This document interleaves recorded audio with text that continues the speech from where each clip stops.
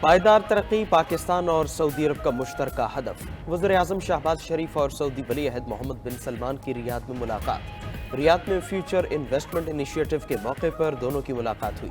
وزیر اعظم نے کہا سعودی ویژن 2030 پاکستان کی کلیدی پالیسی مقاصد سے ہم آہنگ ہے۔ دونوں رہنماؤں کا مضبوط پاکستان سعودی اقتصادی شراکت داری کا اعادہ، تجارت، سرمایہ کاری اور اقتصادی تعاون کے دائرہ کار میں جاری دو طرفہ تعاون مزید بڑھانے پر اتفاق کیا۔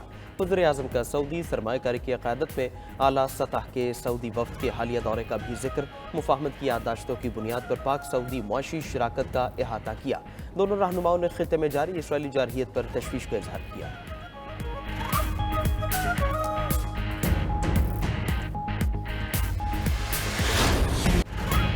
پاکستان ترقی اور استحکام کی راہ پر گامزن ہے۔ عوام کی خوشحالی ہماری اولین ترجیح ہے۔ خوشحالی کی مشترکہ منزل کے لیے غیر ملکی سرمایہ کاروں کا خیر مقدم کریں گے۔ وزیر اعظم شہباز شریف کا ریاض میں سرمایہ کاری کانفرنس سے خطاب، کہا سعودی عرب اور دوست ممالک کے تعاون سے معاشی استحکام ممکن ہوا۔ نوجوان نسل ہمارا قیمتی اثاثہ ہے۔ نوجوانوں پر سرمایہ کاری مشترکہ مستقبل کے لیے ضروری ہے۔ ٹیکنالوجی اور مصنوعی ذہانت نے انقلاب برپا کر دیا ہے۔ آرٹیفیشل انٹیلیجنس سمیت آئی ٹی کی ترقی پر خصوصی توجہ مرکوز ہے۔ نوجوانوں کی ترقی کے لیے خصوصی منصوبے شروع کیے ہیں۔ ہنرمند افرادی قوت کی تیاری پر بھی کام کر رہے ہیں۔ انسانی ترقی مشترکہ اقدامات میں ہی پنہاں ہے۔ مشرق وسطی کی صورتحال پر بات کرتے ہوئے وزیر اعظم بولے، مشرق وسطی میں امن کے لیے غزہ میں قتل و غارت روکنا ہوگا۔ مظلوم فلسطینیوں کے لیے آواز اٹھانے پر کانفرنس ہال تالیوں سے گونج اٹھا۔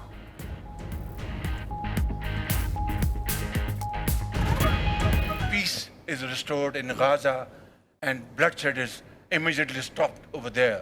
Without that, world will not progress and will not prosper.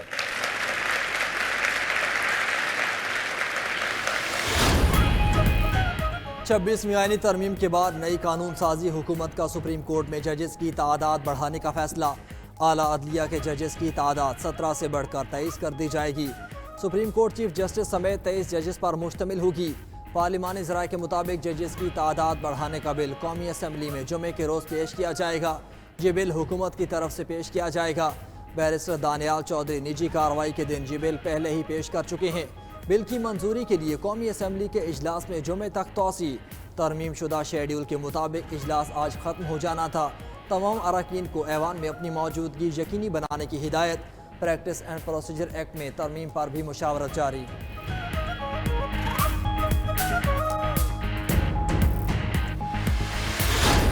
ابھی 26ویں ترمیم ہضم نہیں ہوئی ہے اور 27ویں ترمیم کی بھی بات ہو رہی ہے۔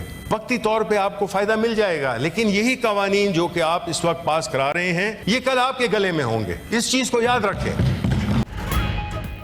بانی پی ٹی آئی نے کسی سے کوئی معاہدہ نہیں کیا، ابھی 26ویں ترمیم ہضم نہیں ہوئی اور 27ویں ترمیم کی باتیں ہو رہی ہیں، یہ سب آنے والے وقت میں حکومت کے گلے پڑے گا۔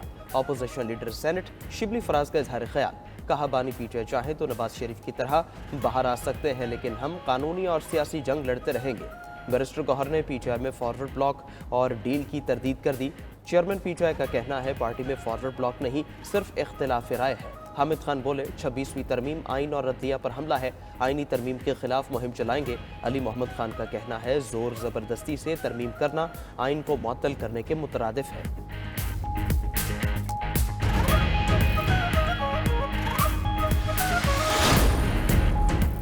اڈیالہ جیل میں بانی پی ٹی آئی سے ان کی بہنوں کی ملاقات، زیر سماعت مقدمات، سیاسی معاملات پر بات چیت کی گئی۔ ملاقات کرنے والوں میں علیمہ خان، عظمیٰ خان، نورین خان اور قاسم نیازی شامل۔ ملاقات اڈیالہ جیل کے کانفرنس روم میں کروائی گئی۔ دوسری طرف اسلام آباد ہائی کورٹ میں بانی پی ٹی آئی سے جیل سہولیات واپس لینے کے کیس کی سماعت ہوئی۔ جیل حکام سمیت دیگر فریقین کو نوٹس جاری، عدالت نے 31 اکتوبر تک رپورٹ طلب کر لی۔ فریقین کو متعلقہ ریکارڈ کے ساتھ پیش ہونے کے لیے مجاز افسر مقرر کرنے کی ہدایت۔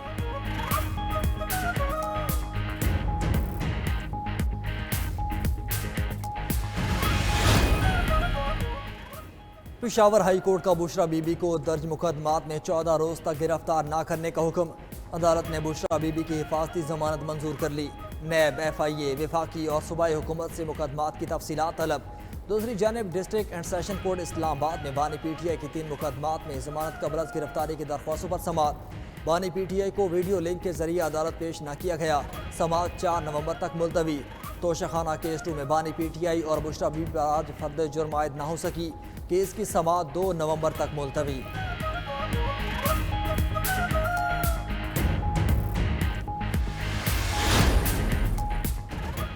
بشرا بی بی کی رہائی معافی تلافی ہے، گنڈاپور کا غائب ہو کر نمودار ہونا نورا کشتی ہے، یہ سب کچھ بانی پی ٹی آئی کی مرضی کے بغیر نہیں ہو رہا۔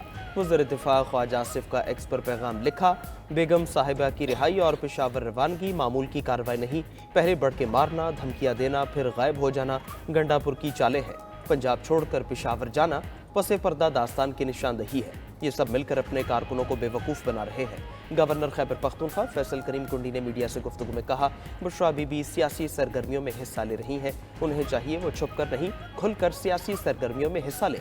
26ویں آئینی ترمیم کے بعد بشرا بی بی اور بانی پی ٹی آئی کی بہنوں کو رہا کیا گیا۔ عوام کا ٹیکس جلد سے جلوسوں کے لیے نہیں ہوتا۔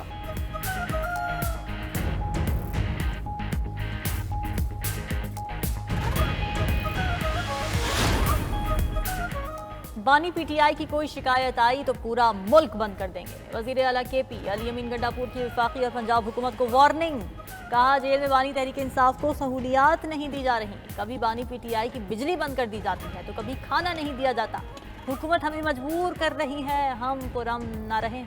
وفاقی اور پنجاب حکومت ان کے ساتھ بدترین رویہ اختیار کیے ہوئے ہیں، بانی تحریک انصاف سے غداری کرنے والوں کی پارٹی میں کوئی گنجائش نہیں۔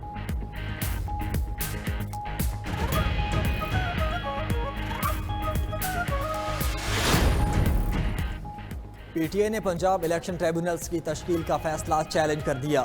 Secretary general P T I Salman Akram Raja کی سپریم کورٹ کے 30 ستمبر کے فیصلے پر نظر ثانی اپیل دائر، موقف اختیار کیا۔ Chief justice Lahore high court اور چیف الیکشن کمشنر کے درمیان ملاقات الیکشن ٹریبونلز کی تبدیلی کی وجہ نہیں بن سکتی۔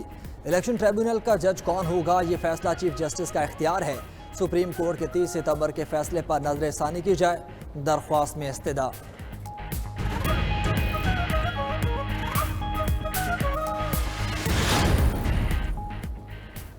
آرمی چیف جنرل سعید عاصم منیر سے روسی نائب وزیر دفاع کی ملاقات، علاقائی سلامتی کی صورتحال اور باہمی دلچسپی کے امور پر تبادلہ خیال۔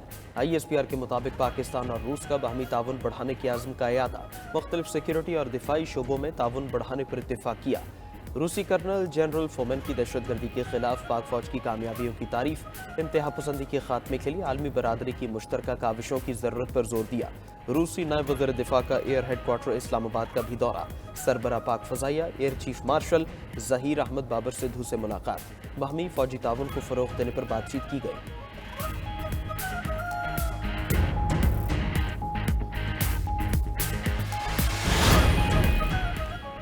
وہ وقت دور نہیں جب چین معاشی سپر پاور ہوگا، چین دنیا کی سب سے بڑی معیشت بننے جا رہا ہے۔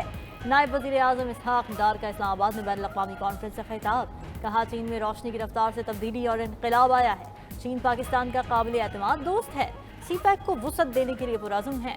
تقریب سے خطاب میں ترجمان دفتر خارجہ ممتاز زہرا بلوچ نے کہا کہ چین کی بدولت ترقی پذیر ممالک میں سرمایہ کاری بڑھ رہی ہے، چین ہر مشکل گھڑی میں پاکستان کے ساتھ کھڑا رہتا ہے، دونوں ممالک کے درمیان تعلقات ہمسائیگی سے بڑھ کر ہیں۔